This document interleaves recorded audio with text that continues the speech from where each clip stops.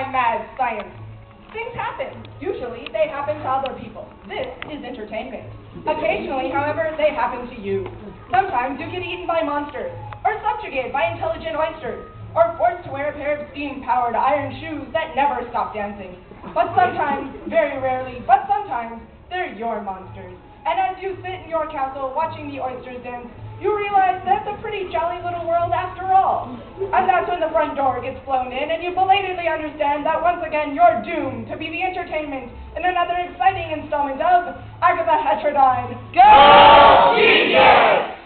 In our last episode, Agatha Heterodyne and her companion Zitha, the lost princess of the lost city of Skifander, and Crocs the first emperor of all cats, were trying to find a way to remove themselves from the presence of Othar Trigvason, Gentleman Adventurer, when he obligingly fell into the clutches of the nefarious Feratina the Weasel Queen, who had been terrorizing the innocent villagers of Zoggletonk with her giant rabbits. A problem of which he is as yet unaware. Such a nice girl!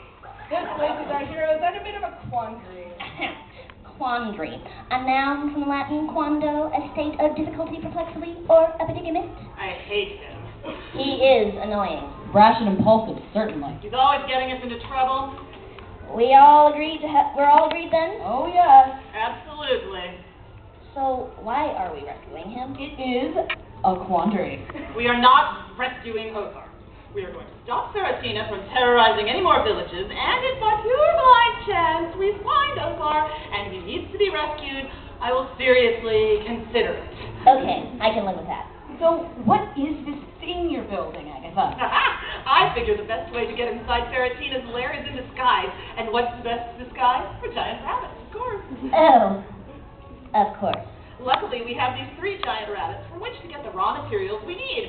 Thus, actually, there are only 2 dead giant rabbits. But there were 3. bang! Okay, thus, I have created a combination of mechanical taxidermist and tailor. Bonjour, mistress. Good grief! How did you construct something so complicated? Please, I always carry a Swiss Army knife and a coil of wire. Does it really work? Full accessing task. I look forward to functioning at my fullest capacity, mistress. Scanning client 1. Name? Zitha, daughter of Chump.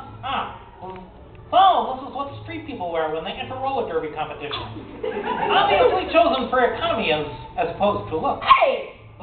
I see you're in a stunning barbarian princess leather and chainmail combination ensemble. Not only durable, but the same elements that will give you greater freedom of movement will show off Madame's obvious assets for those post-melee assignations.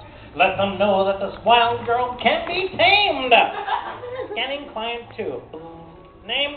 Agatha Heterodyne, and I don't need a fur bikini. With your hip, no fear. Good.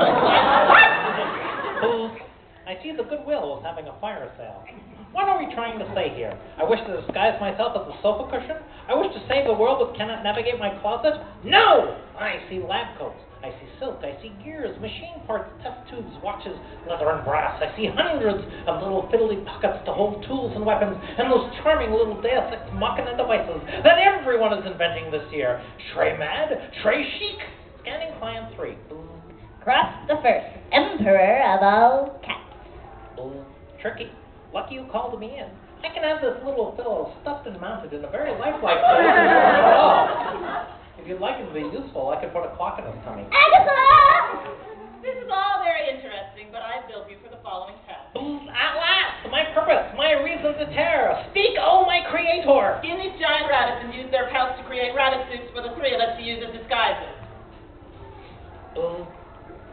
And? No and, that's it.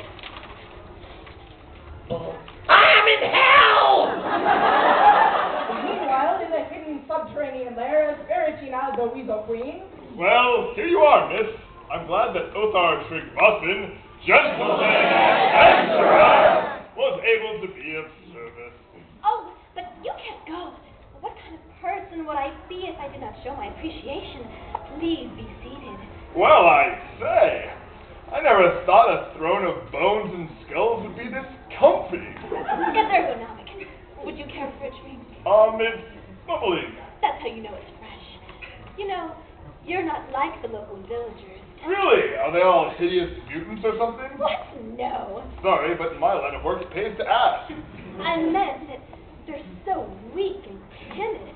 None of them dare to go into the forest, let alone to be able to defeat a giant rabbit. To be perfectly fair, I didn't know there was going to be giant rabbits in there in the first place. Would it have stopped you if you had? No, probably not. Of course not. You're a real man, a hero. I had thought your kind but a fable, a story for children. Mind if I sit down? Well, it's your house. Oh, I say. Sorry, but there's only the one chair. Surely a strong fellow like you doesn't find me too heavy, do you? No, it's just very hard to find a place to put one's hands. Really? You know, Ertrig Vassen, it gets so very lonely out here in the forest. I think it's the loneliness that makes a person begin to have strange thoughts. Thoughts that drive them to explore the twisted, blasphemous back alleys of science that allow no forces them to create monstrosities. Monstrosities fit only to unleash upon those sanctimonious villagers who reviled and mocked her because of her father's experiments. I did not choose my life. No one more than I knows the twisted horror that is the life of a human weasel hybrid. All I want is someone to talk to, someone to convince me that my human side is indeed dominant, that I am not a monster. To that person I would give myself, body and soul, and body. You understand? Yes, I understand. Do you understand? Do you really? Of course, this happens all the time. It does? Your story has told me all I need to know. You are Ferretina, the so-called Weasel Queen. Yes. A twisted product of misused science. Yes.